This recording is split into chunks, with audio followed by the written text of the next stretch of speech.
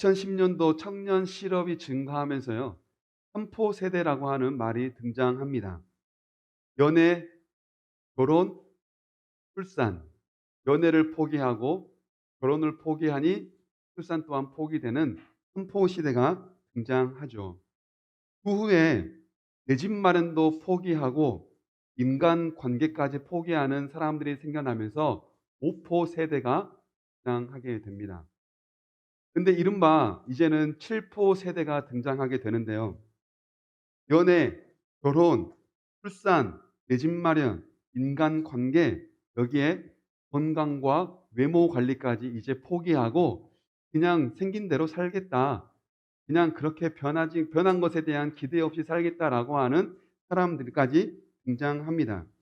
그런데 여러분, 이보다 더 큰 문제가 뭔지 아십니까? 완포 세대가 등장하게 될지도 모른다는 예측이 있기 때문입니다. 완포 세대는 와 희망마저 포기하는 세대입니다. 그래서 이제는 아무것도 하지 않고 그냥 누워서 살겠다라고 하는 거죠. 그래서 지금 중국은요, 탕핑족이 증가한답니다. 탕핑족이란 중국어 탕핑인데요. 책은 바닥에 눕다라는 것을 뜻한다 그래요. 그러니 바닥에 누워서 살겠다, 자포자기를 하겠다라는 것을 말합니다. 인생을 포기하는 것을 말하죠. 여러분, 우리 삶에 있어서 가장 큰 문제가 있다면 뭘까요? 그것은 실패가 아니라 포기입니다. 실패는 우리 삶 가운데 여러 번 반복함으로 실패를 통하여 우리가 성장하지만, 포기는 실패마저 경험하지 못하게 되는 그야말로 죽은 것과 다름없습니다. 그러니 우리에게 가장 두려운 건 실패가 아니라 포기일 겁니다. 우리 옆에 있는 분들에게 이렇게 다시 한번 선포하시면서 인사하실까요? 포기하지 맙시다. 아멘. 신앙생활에도요, 영적 침체기라고 하는 것이 있죠. 신앙인들이 가장 두려워하는 것이 있다면 뭘까요? 어려운 일을 만나는 것도 두려운 일이겠지만, 어려운 일을 만나 그것을 내가 극복해내지 못하고 그 어려운 일 때문에 신앙을 포기하게 되는 것. 이것이 신앙인들에게 있어서 가장 큰 두려움이지 않겠습니까? 그래서 오늘 본문에서는 삶 가운데 어려움을 경험하고 삶 가운데 힘든 일들을 경험한다면 포기하지 말고 하나님께 소망을 두라. 하나님을 바라보라라고 우리에게 말씀해 줍니다. 오늘 본문 3절인데요. 우리 3절에 있는 말씀을 다 함께 읽어보겠습니다. 시작. 사람들이 종일 내게 하는 말이 내 하나님이 어디 있느냐 하오니 내 눈물이 주야로 내 음식이 되었도다. 시편 기자는 지금 어떤 일로 인해 아주 큰 어려움과 고난을 겪고 있는 상황입니다. 그런데 그러한 상황 가운데에서 주변에 있는 사람들이 이 시편 기자를 향하여 말하기를 내 하나님이 어디 있느냐? 하나님이 있다면 왜 내가 그렇게 밖에 살지 못하느냐라며 하나님이 없지 않냐라고 하는 조롱의 말을 합니다. 이런 조롱 가운데 살아가고 있는 이 사람은 너무나 삶이 힘들고 어려운 나머지 아침과 저녁으로 눈물이 자기의 음식이 되어 먹고 살고 있다. 늘 눈물이 마르지 않는 삶을 산다고 말하고 있습니다. 이 시편 기자의 힘들고 어려운 삶 가운데 놓여 있는 이 사람의 심정이 오늘 본문 1절부터 2절까지 나타나는데요. 우리 한번 1절부터 2절까지의 말씀을 읽어볼까요? 시작. 하나님이여, 사슴이 시냇물을 찾기에 갈급함 같이 내 영혼이 주를 찾기에 갈급하니이다. 내 영혼이 하나님 곧 살아계시는 하나님을 갈망하나니 내가 어느 때에 나아가서 하나님의 얼굴을 배울까? 내 영혼이 하나님을 갈망합니다라고 고백합니다. 그런데 그 하나님을 갈망하는데 하나님이 살아계신 하나님이라고 고백하죠. 그렇습니다. 지금 시편 기자가 겪고 있는 가장 큰 고통은 뭐냐면 사람들이 자기를 향하여 힘들게 하고 어렵게 하는 것, 그리고 자기를 향하여 내 하나님이 어디 있느냐라고 조롱하는 것도 시편 기자에게 힘들고 어려운 일이지만, 그것이 사람들의 조롱이 아니라 자기 스스로의 고백이 되고 만다는 거예요. 사람들이 나를 향하여 내 하나님이 어디에 있느냐라고 조롱하는데 그 말을 듣고 시편 기자는 맞아. 하나님이 정말 어디 있지? 하나님이 내 곁에 지금 계시나? 라고 하는 하나님의 부재를 이가 또한 겪고 있다는 것. 이것이 바로 이 시편 기자가 힘들고 어려운 이유입니다. 하나님이 살아 계신다는 건 분명히 알겠어요. 하나님이 분명 살아 계세요. 그런데 문제는 살아계신 하나님이 왜 내 곁에는 없냐는 거죠. 하나님이 없다면 내 옆에 없는 것도 이해할 수 있겠지만 하나님 분명 살아 계시는데 왜 그 살아계신 하나님은 지금 내 앞에 나타나지 않느냐? 하나님이 살아 계신데 왜 내 곁에는 하나님이 계시지 않느냐에 대한 이 하나님의 부재, 아버지의 하나님은 계시고 어머니의 하나님은 계시고 목사님의 하나님은 계신데 왜 나의 하나님은 계시지 않느냐고 하는 이 하나님의 부재가 지금 이 시편 기자에게 가장 큰 고통이라는 겁니다. 여러분, 그리스도인으로서 가장 힘든 게 뭘까요? 하나님이 계신 건 분명히 알겠습니다. 하나님을 예배하여 하나님을 찬양하고 하나님이 계신다는 것을 알기 때문에 기도도 합니다. 그런데 그 하나님이 내 곁에는 계시지, 그 하나님을 내가 느낄 수 없다는 것, 여러분, 이것이 우리에게 가장 큰 고통이지 않습니까? 그렇게 하나님이 내 곁에 계시지 않다는 것을 판단하고 생각하다 보면 여러분, 우리의 삶이 무너집니다. 그동안 내가 해온 신앙생활이 다 헛것이었나? 그동안 하나님을 내가 믿었다고 하는 게 다 거짓이었나? 하나님께서 그동안 내게 부어주셨던 이 은혜가 전부 다 아니었나라고 하는 모든 삶과 모든 신앙이 무너지면서 이제 포기에 이르는 상황에 처하고 마는 거죠. 그런데 이 시편 기자의 상황은 그럼에도 불구하고 어떠한 심정으로 주님 앞에 나아갑니까? 목마른 사슴이라고 말합니다. 사슴은 물이 없으면 습니다. 사슴에게 물은 생명과 같습니다. 죽을 힘을 다해 물을 먹고자 죽을 힘을 다해 하나님을 향해 나아간다는 건 지금 내 심정이 곧 죽게 생겼다는 겁니다. 그런데 죽게 생겼다고 하는 그 심정에 이 시편 기자가 선택한 건 포기가 아니라 시냇물을 찾아 헤매는 겁니다.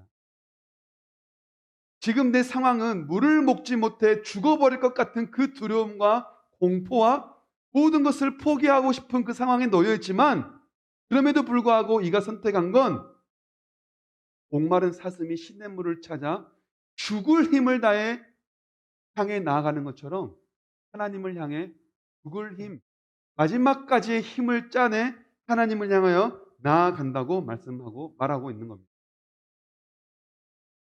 그러면서 시편 기자는 또 이렇게 고백합니다. 5절인데요. 5절의 말씀을 함께 읽어봅니다. 시작. 내 영혼아, 내가 어찌하여 낙심하며 어찌하여 내 속에서 불안해하는가? 너는 하나님께 소망을 두라. 그가 나타나 도우심으로 말미암아 내가 여전히 찬송하리로다. 아멘. 내가 어찌하여 낙심하며 내가 어찌하여 불안해하는가?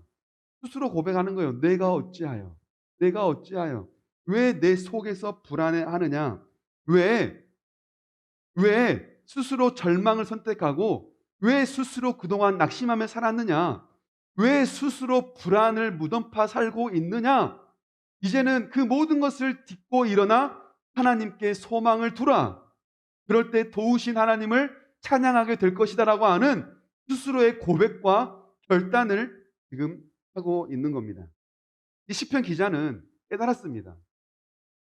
하나님을 향하여 찾고 나아가는 그 갈급한 심령에 포기하지 않고 끝까지 하나님을 붙들고 나아갔더니, 절망하지 않고 끝까지 포기하고 나아갔더니, 낙심하지 않고 끝까지 포기하고 나아갔더니 그때서야 깨달은 거예요. 뭐를요? 내가 스스로 포기했구나. 내가 스스로 절망했구나. 내가 스스로 하나님이 없다고 생각해보. 문제는 문제에 있는 것이 아니라 자기 속에 있다는 것을 깨달은 겁니다. 그래서 고백하죠. 어찌하여 내가 불안해하냐? 어찌하여 내 속에서 불안해하냐? 어찌하여 내가 스스로 낙심하냐. 신앙생활에 있어서 가장 큰 어려움은 신앙을 포기하게 되는 겁니다. 우리에게 주어진 많은 삶 가운데 그 일들을 경험하여 우리가 성장해 간다면 아주 좋은 일이겠지만, 그 많은 일을 경험하며 우리가 포기해 버린다면 여러분, 그것만큼 우리에게 힘들고 어려운 일은 없겠죠. 그런데 여러분, 신앙을 포기하는 사람들의 모습을 보면 되게 이렇습니다. 어떤 어려운 일을 경험을 합니다. 그리고 그 일에 대하여 상당히 힘들어해요. 그 문제를 해결하고 싶어하고 그 문제에 착하게 됩니다. 거기에 빠지고 말죠. 그러면서 불안감을 느껴요. 그 불안감 때문에 하나님을 바라보지 못합니다. 하나님을 바라보지 못하다 보니 결국 스스로 판단하기를, 하나님은 계시지, 그 결론을 스스로 내리고 신앙을 포기하고 말죠. 여러분, 우리가 살아가는 삶 가운데 특별히 신앙생활에 있어서 우리에게는 수많은 일들과 수많은 어려움, 곧 죽을 것만 같은 심정이 수도 없이 반복할 거예요. 그럴 때마다 우리가 선택해야 할 건 뭐겠습니까? 포기가 아니라 하나님을 바라보는 겁니다. 그 심정이 죽을 것만 같은 심정일지라도 하나님을 끝까지 붙잡고 하나님을 끝까지 바라보며 하나님께 소망을 두는 것, 하나님께 소망을 두라라고 하는 오늘 말씀처럼 하나님께 소망을 두는 것, 그게 바로 우리가 선택해야 할 길입니다. 여러분, 우리가 살아가는 삶 가운데 많은 일들을 경험하지만 하나님께 소망을 둘 수 있기를 원합니다. 하나님을 바라보며 살기 원합니다. 그렇다면 하나님을 바라본다는 것, 하나님께 소망을 둔다는 것, 이게 무엇을 의미할까요? 첫 번째는 이겁니다. 어려운 일을 겪더라도, 힘들고 고난의 일을 경험하더라도 문제를 해결하려고 하는 조급함에 빠지지 않는 겁니다. 조급함은 불안감을 조성합니다. 그리고 불안감은 스스로 깊이 어둠 가운데 들어가게 하는 작용을 합니다. 그러다 보면 헤어나오지 못하고 그 문제에 매몰되고 말죠. 그러니 우리는 우리에게 어떠한 일이 있을 때 우리가 할 것은 그 문제를 해결하려고 조급해 하는 것이 아니라 여유를 갖는 거예요. 19세기 철학자였고 신학자였던 키르케고르라고 하는 이분이 이렇게 말했어요. 그리스도인들은 마치 수학 문제를 열심히 풀기보다는 책 뒤에 답안지만 보고 싶어 하는 학생 같다.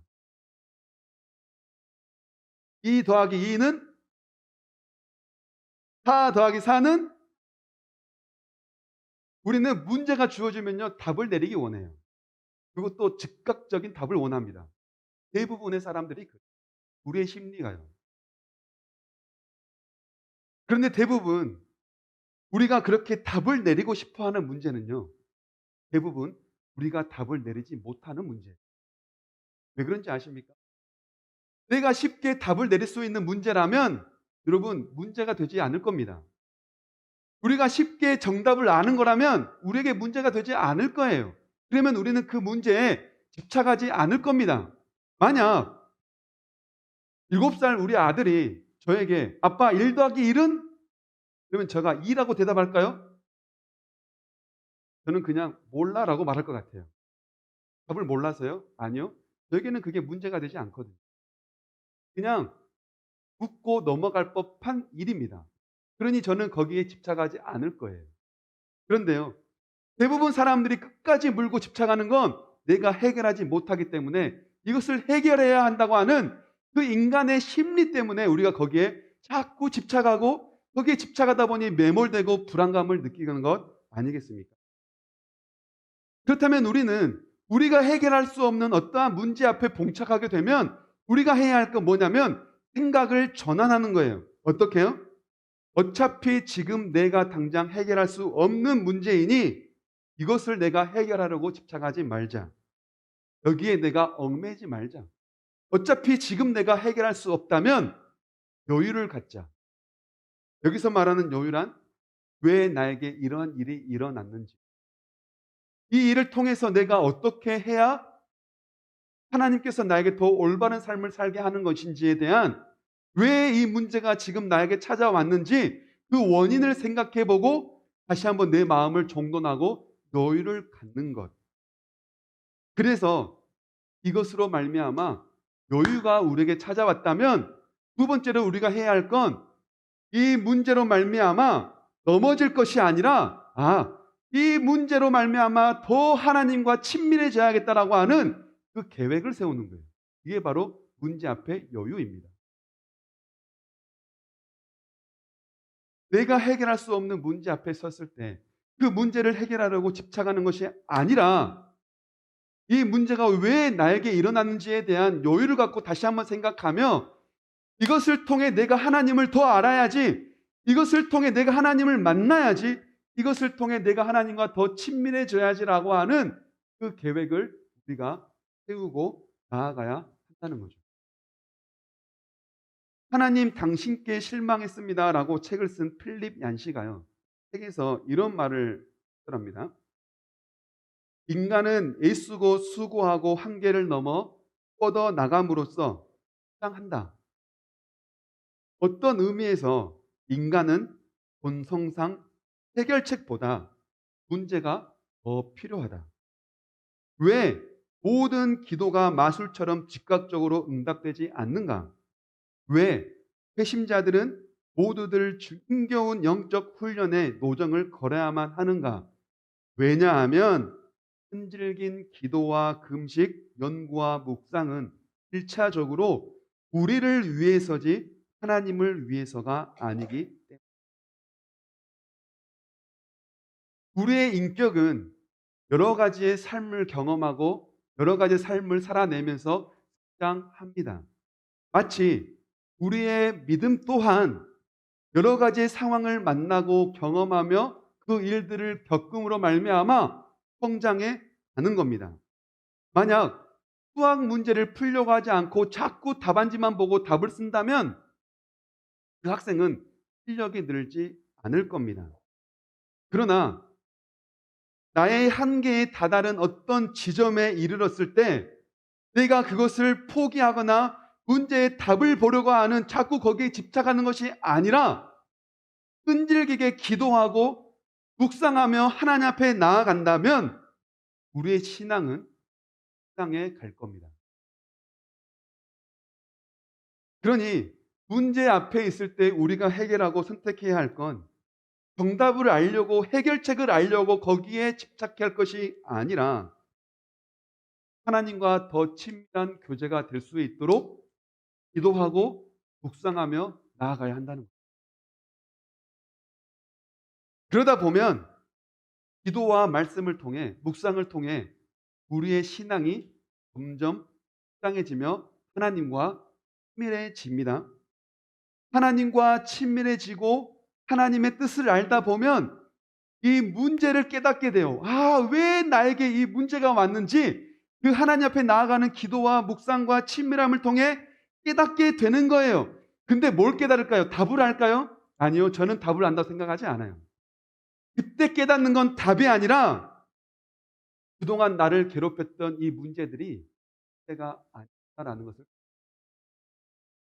아, 지나가 보니까 이게 문제가 아니었구나.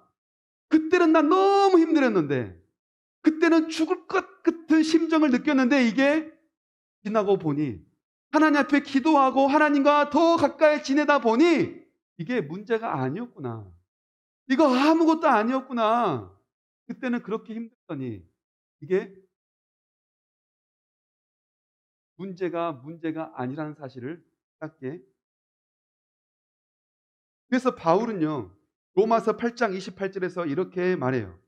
함께 읽어봅니다. 시작.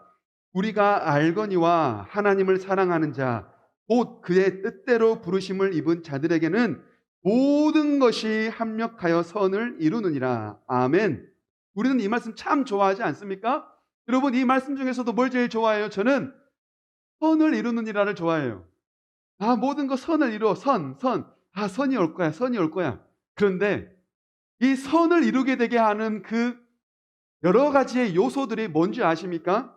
그게 바로 35절입니다. 35절 함께 읽어볼까요? 시작. 누가 우리를 그리스도의 사랑에서 끊으리요? 환난이나 공고나 박해나 기근이나 적신이나 위험이나 칼이랴. 여러분, 하나님께서 우리에게 선물을 주시는데, 선을 주시는데 그냥 이루어지는 게 아니라 뭘 통해 이루어진다는 거예요? 환난과 어려움과 핍박과 관한과 위험과 칼이래요.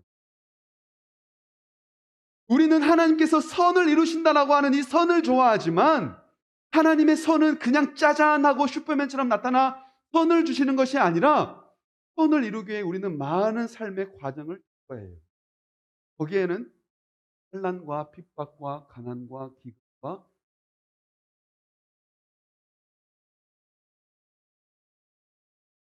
그렇다면 우리는 이것을 통해 어떤 선을 이루게 될까요? 하나님 말씀하시는 선이 뭐겠습니까? 사망이나 생명이나 천사나 권세자나 현재일이나 장래일이나 소품이나 기품이나 다른 어떤 피조물도 우리를 하나님의 사랑에서 끊을 수 없다. 그걸 깨닫. 죽을 것 같았는데 하나님의 사랑은 절대.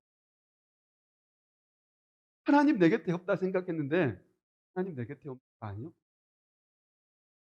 하나님이 나는 보이지 않았는데 하나님이 내가 보이지 않은 것이 아니라 내가 하나님을. 하나님은 언제나 내 곁에 계시며 하나님은 언제나 나와 이 하나님의 사랑은 결코 끊이지 않구나라고 하는 것을 그제서야 깨닫게 되는 것. 말씀을 맺고자 합니다. 그리스도인으로서 하나님이 내 곁에 없다고 느껴질 때 이것이 가장 큰 두려움이라고 했습니다. 그런데 사실 이보다 더 큰 두려움이 있습니다. 이게 뭔지 아세요? 나는 아무 문제 없어. 나는 지금이 좋아. 나는 아무 문제 없다고 스스로 판단해버린다. 여러분, 문제가 있는 사람은 기도라도 하죠. 고난이 있는 사람은 하나님 찾기라도 하겠죠. 그런데 아무 문제 없어라고 하는 사람은 그때부터 신앙의 게으름이 시작. 그 신앙의 게으름은 하나님과 점점 멀어지게 하는 가장 큰 원인이 될지도 모릅니다. 아무 문제 없어. 그래서 감사해. 그래서 하나님을 찬양해라고 하면 참 좋겠지만 대부분의 신앙인이 아무 문제 없음을 느낄 때 게을러져요. 그러니 고난 중에 크게 기뻐한다는 이 사도들의 고백은 진리 중에 진리입니다. 고난 중에 기뻐한다. 고난이 있다는 것도 기쁨이고 고난을 통해 하나님을 만날 수 있다는 것도 기쁨인 겁니다. 그렇다면 지금 우리에게 많은 어려움과 삶을 경험하고 있는 지금 우리에게 우리가 견디기 힘든 어려운 일들이 있다면 그것은 고난 중에 기쁨입니다. 이들에는 교회 모든 성도 여러분, 그리고 우리 모든 어린이부 여러분, 앞으로 우리가 살아가면서 많은 일들을 경험할 거예요. 그럴 때마다 우리는 낙심하고 절망할 때가 더 많을지 모릅니다. 그럴 때 우리가 선택할 건 뭘까요?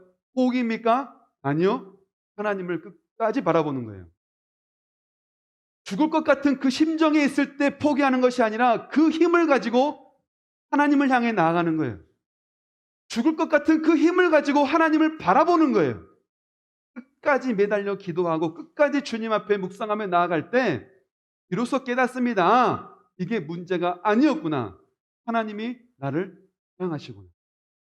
그 어떤 것도 하나님의 사랑에서 나를 끊을 수 없구나. 그러면서 다시금 우리의 삶이 이전보다 더 회복해 나아가는 겁니다. 낙심을 신앙의 성숙으로, 낙심을 신앙의 감사로 여기고 낙심을 소망으로 바꿔 살아갈 수 있는 저와 여러분 모두가 될 수 있기를 간절히 원합니다. 우리 함께 찬양하기 원합니다. 아무것도 두려워 말라 찬양인데요.